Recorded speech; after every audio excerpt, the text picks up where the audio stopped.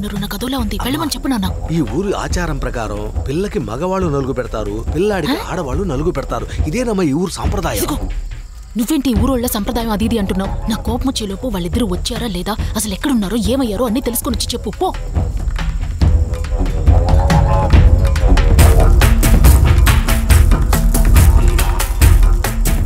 ఏంటమ్మా నువ్వు అందరి ముందు నాన్నని తిడుతున్నావు నిన్ను నీ పెళ్ళాన్ని మెచ్చుకుంటారా ఏంటి వెళ్ళు వెళ్ళి ఆ గోదావరి ఎక్కడుందో చూడు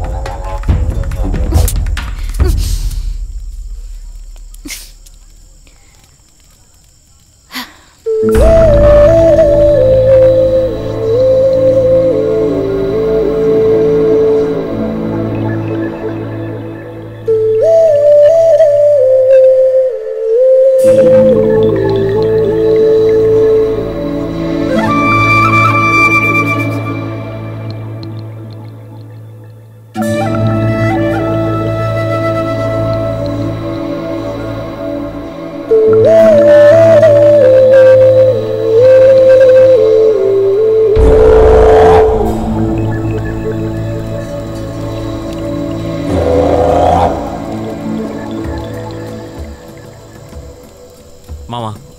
ఆ పైన బాగా చూడు పసుపు జెండా మీద నల్ల దున్న బొమ్మ చుట్టూ ఆడవాళ్ళు ఉన్నారు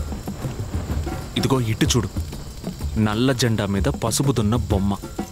నల్ల రంగు మగాళ్ళకి గుర్తు చుట్టూ మగాళ్ళున్నారు అంటే ఇది పెళ్లి కొడుకిల్లు ఇదేరా పెళ్లి కూతురిల్లు అదంతా సరే గోమతి ఏం చెప్పిందో చెప్పరా రే గోదావరిరా ఏదో ఒక వరి తనేం చెప్పిందో చెప్పరా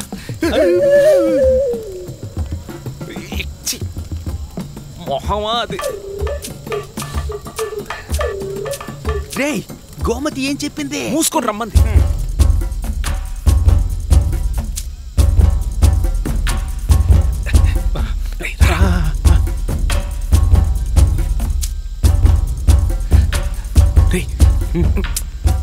సౌమ్య ఆ టెంట్లోంచి చిట్టే వస్తుంది సరేనా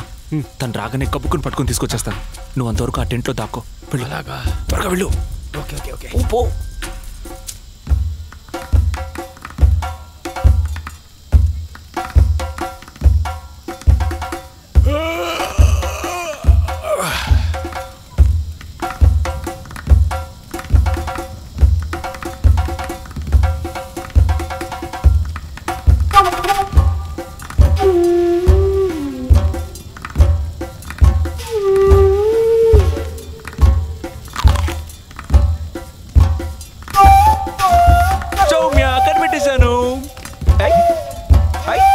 ఇంటికి వెళ్దామా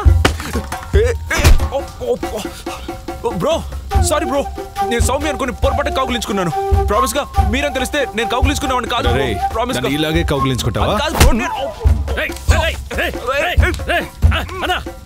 గట్టిగా కొట్టనా నేను ఆమ్లెట్ తింటే నిన్ను కొట్టానా కొట్టనా ఎంత తప్పు చేశాడు వీడు ఏం చేశాడన్నా అభయలక్ష్మి అనుకుని నన్ను కౌగులించుకున్నాడు మా వదిని కౌగిలించుకున్నా వదిలేసావంటరా మా అన్నని నువ్వు కౌగిలించుకుంటావా ఎంత ధైర్యం నీకు పట్టుకో ఎంత ధైర్యం నీకు మీరేం తెలిస్తే నేను కౌగులించుకున్నాను కాదు బ్రో నేను ఆ టైప్ కాదు బ్రో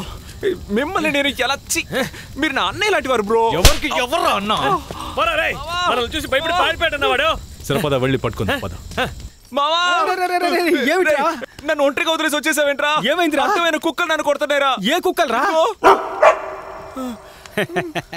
రేయ్ ఈ రెండు కుక్కలు కొడితేనే ఇంతగా ఫీల్ అవుతున్నావే నన్ను ఎన్ని కుక్కలు కొట్టాయో తెలుసా